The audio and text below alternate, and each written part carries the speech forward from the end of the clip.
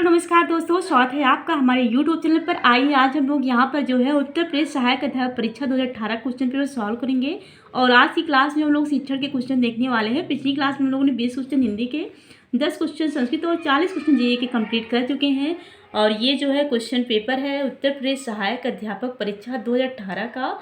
और आज की क्लास में हम लोग सॉल्व करेंगे शिक्षण के क्वेश्चन।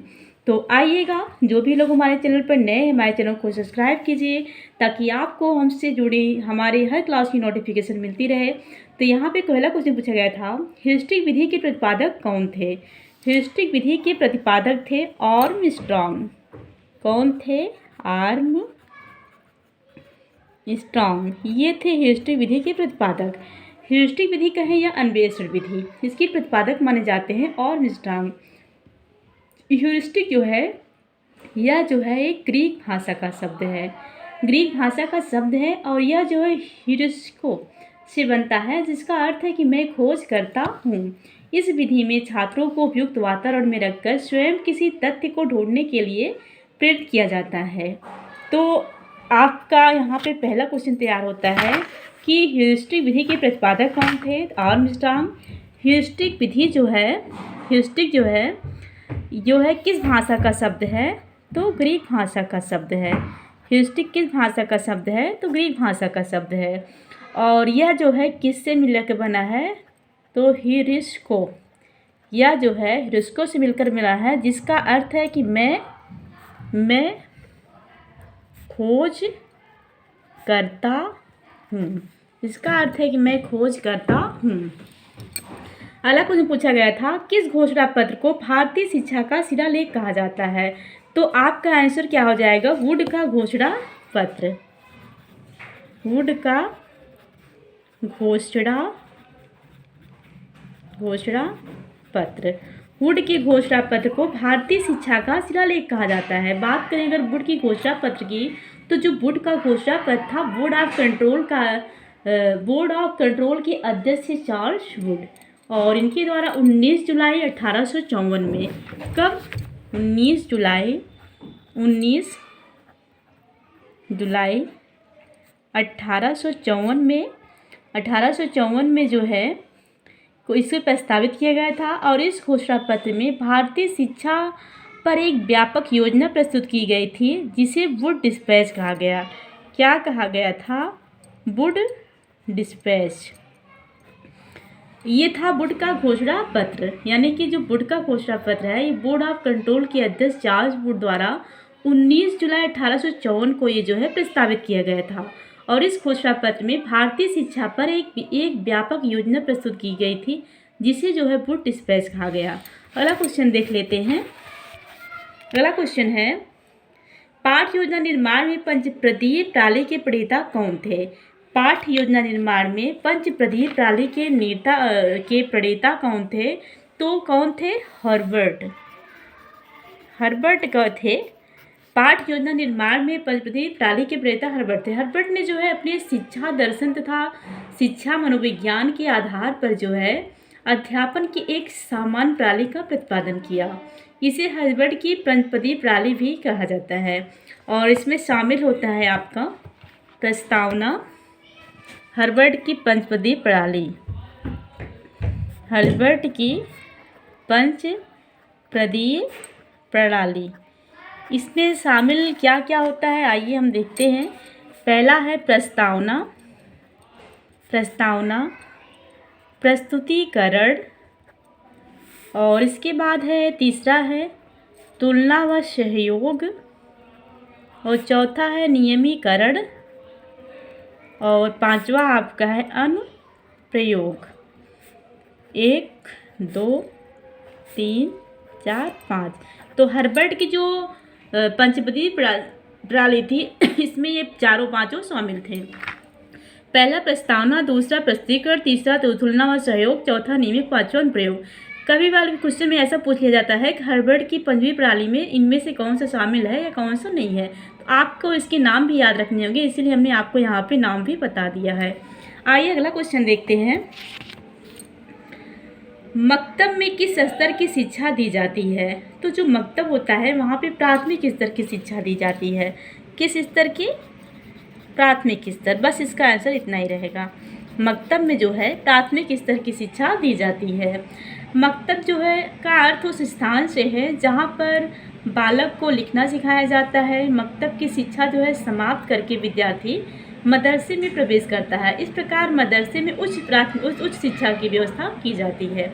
अगला क्वेश्चन हम देखते हैं क्या पूछा गया है। प्रयोजना शिक्षण विधि के प्रणेता कौन थे? तो जो प्रयोजना शिक्षण विधि थी इसके प्रेता थे जॉन डीबी के शिष्य जो है किलपैट्रिक। इसके प्रेता कौन थे? प्रयोजना शिक्षण विधि के प्रेता थे किलपैट्रिक। जॉन डीबी के ये शिष्य थे, तो प्रयोजना शिक्षण विधि के प्रेता थे जॉन डीबी के शिष्य किलपैट्रिक। और किलपैट्रिक के अनुसार जो है किलपैट्रिक ने एक परिभाषा दी है, उसे हम यहाँ पे लिखेंगे। आप लोग भी यदि नोट्स बना रहे हैं तो आप भी लिख सकते हैं। किलपैट्रिक ने बताया कि ये किलपैट्रिक की एक परिभाषा है, देखिएगा। किलपैट्रिक इन्होंने कहा कि प्रयोजना वह उद्देश्यपूर्ण कार्य है जिसे लगन के साथ सामाजिक वातावरण में किया जाता है। ये जो है किसका स्टेटमेंट है? तो किलपैट्रिक का। किलपैट्रिक ने बताया कि प्रयोजना वह उद्देश्यपूर्ण कार्य है जिसे लगन के साथ सामाजिक वातावरण में किया जाता है। आइए देखते हैं अगला क्वेश्चन। अगला क्वेश्चन क्या पूछा गया था?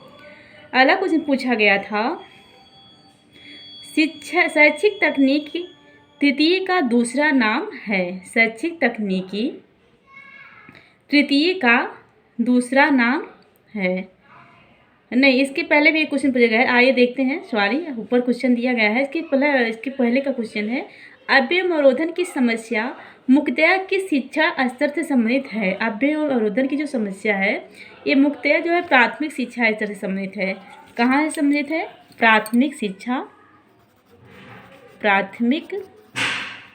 शिक्षा स्तर। तो अव्यय और अवरोधन की जो समस्या है मुख्यतः प्राथमिक जो है शिक्षा से संबंधित है। और आइए बात करते हैं अव्यय क्या है और अवरोधन क्या है। तो सुनिएगा, अव्यय जो है अव्यय अवरोधन की जो समस्या है मुख्यतः प्राथमिक शिक्षा से संबंधित है। जब कोई छात्र किसी कारणवश अपनी शिक्षा समाप्त होने से पहले ही बीच में छोड़ देता है तो इसे अव्यय कहा जाता है। जब कोई छात्र जो है अपनी शिक्षा समाप्त होने के पहले ही बीच में छोड़ देता है तो इसे अव्यय कहा जाता है। जब कोई छात्र किसी कारणवश जो है अपनी शिक्षा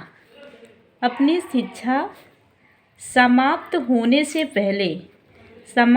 से पहले ही बीच में छोड़ देता है तो ये क्या है? ये अपव्यय है। इसे हम अपव्यय कहते हैं। और अवरोधन क्या है कि जब कोई बालक एक ही कक्षा में एक से अधिक बार उत्तीर्ण हो जाता है या एक ही कक्षा में एक से अधिक समय तक रह जाता है तो इसे अवरोधन कहते हैं। जब कोई बालक एक ही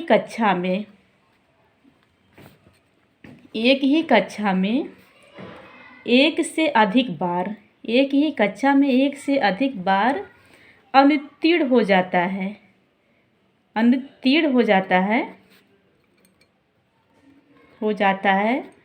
या एक ही कक्षा में जो है अधिक समय तक रह जाता है तो इसे क्या कहते हैं? अवरोधन कहते हैं।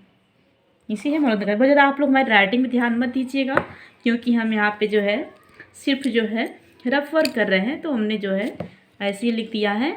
तो आप अव्यय अवरोधन समझ सकते हैं कि अव्यय क्या है कि जब कोई जो है छात्र किसी कारणवश अपनी शिक्षा समाप्त होने के पहले ही बीच में छोड़ देता है तो इसे अव्यय कहते हैं। और जब कोई बालक किसी कक्षा में एक से अधिक बार उत्तीर्ण हो जाता है या एक ही कक्षा में रह जाता है तो उसे जो है अवरोधन कहा जाता है।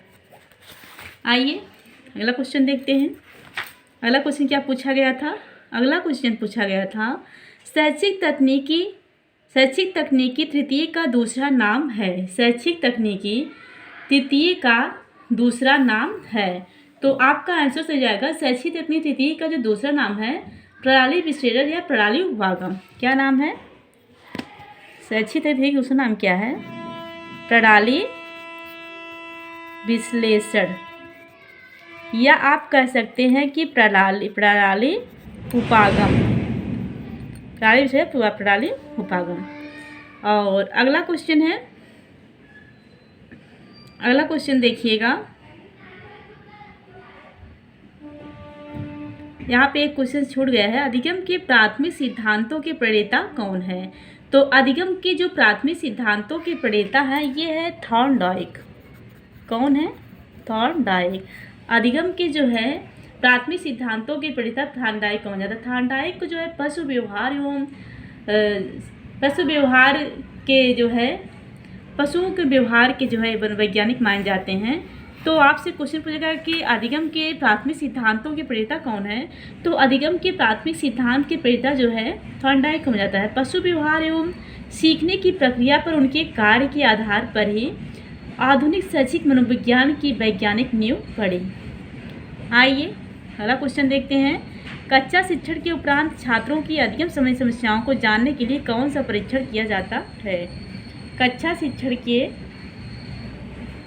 दौरान जो है उपरांत जो है छात्रों की अधिगम संबंधी समस्याओं को जानने के लिए कौन सा जो है परीक्षण किया जाता है? तो निदानात्मक परीक्षण। कौन सा परीक्षण? निदानात्मक परीक्षण। कक्षा शिक्षण के उपरांत छात्रों की अधिगम संबंधी समस्याओं को जानने के लिए निदानात्मक परीक्षण किया जाता है। थैंक यू दोस्तों, मिलते हैं नेक्स्ट क्लास में। हमारी क्लास आपको कैसी लगी कमेंट में ज़रूर बताइएगा।